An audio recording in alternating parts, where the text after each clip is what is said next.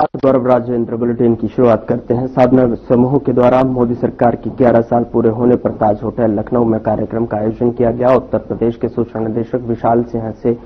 Channel head Brajmohan Singh Raghuvanshi ने बातचीत की है और इस दौरान उन्होंने क्या कुछ कहा, आप भी सुनिए।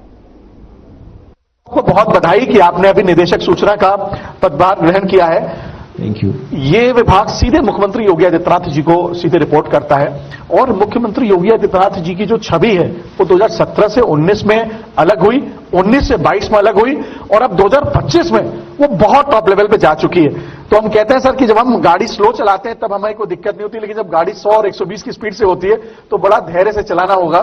तो ऐसे पदभार को ग्रहण करके क्या कहना चाहेंगे आप सर? और बात 11 साल बेमिसाल की भी हो रही है और 8 साल जो आदरणीय मुख्यमंत्री जी भी उसमें एक बड़े डिब्बे के रूप में शामिल हैं, तो क्या कहना चाहेंगे सर आप इस बारे में? सबसे पहले तो मैं आपके चैनल को और आपको धन्यवाद देता हूं, आपने मुझे यहां बैठकर अपनी बात कहने का मौका दिया। दूसरा, जो सरकार के कार्यकलाप हैं 11 वर्ष और 8 वर्ष के, इस विषय में चूंकि मेरे कार्य का एक अंग है और मुझे सरकार की योजनाएं, सरकार के द्वारा किए गए कार्य, इनको पब्लिक तक पहुंचाना और उनको जो रियल बेनिफिशियरी है उसका जो आइडेंटिफिकेशन है, जो डिलीवरी है, उस मैकेनिज्म के बारे में लोगों को बताना, ये मेरा कार्य है। और मैं अपने आप को भाग्यशाली मानता हूं कि इतनी लंबी सेवा के बाद मुझे ऐसी एक जिम्मेदारी दी गई है, जिसके लिए मैं जो फील्ड में मेरे द्वारा किए गए कार्य हैं, जो मेरा अनुभव है, जो मैंने महसूस किया कई बार की जो पॉलिसीज हैं वो कैसे जो एक्चुअल नीडी आदमी है जिसके पास वो पहुंचनी चाहिए, वहां पहुंचने में जो पॉलिसी में गैप्स होते हैं उनका आइडेंटिफिकेशन संबंधित विभागों द्वारा किया भी जाता है समय समय पर, उनको ठीक करके हम किस प्रकार से सरकार की बात को प्रभावी ढंग से पब्लिक तक पहुंचा सकते हैं। तो ये करने का मौका मिला और मुझे अभी तक का जो अनुभव है काफी अच्छा है और मैं लगता है कि अपनी इस जिम्मेदारी को पूरी ईमानदारी के साथ निभा पाऊंगा। सर, अभी आपके विभाग के एक मंत्री जयवीर सिंह जी भी हमारे कार्यक्रम में आए हुए थे। उन्होंने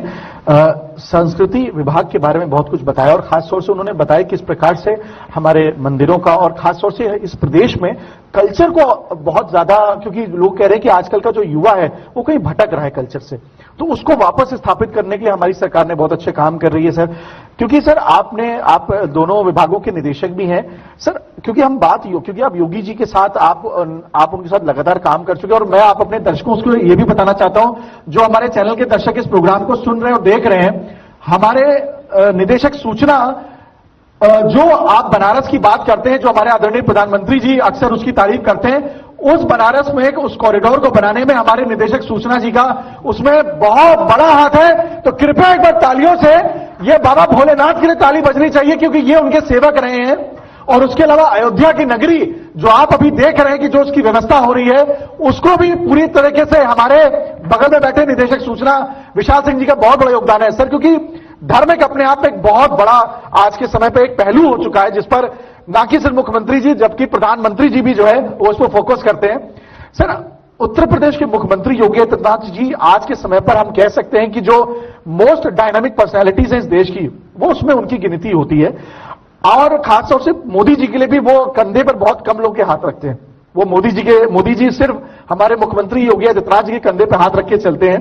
क्या लगता है आपको सर, ये 2017 से लेकर 25 तक में ये डायनामिक चेंज कैसे आया हमारे योगी जी में सर? क्योंकि आप उनके नजदीक रहे, आपने प्रदेश में तमाम महत्वपूर्ण जगहों पे काम किया है, इस पर क्या रोशनी डालना चाहेंगे आप सर? नहीं, मैं यहाँ आपको एक चीज स्पष्ट करना चाहूंगा। माननीय मुख्यमंत्री जी बहुत उनकी जो लीडरशिप स्टाइल है, जो उनका एक ये व्यक्तिगत उनके अपने जो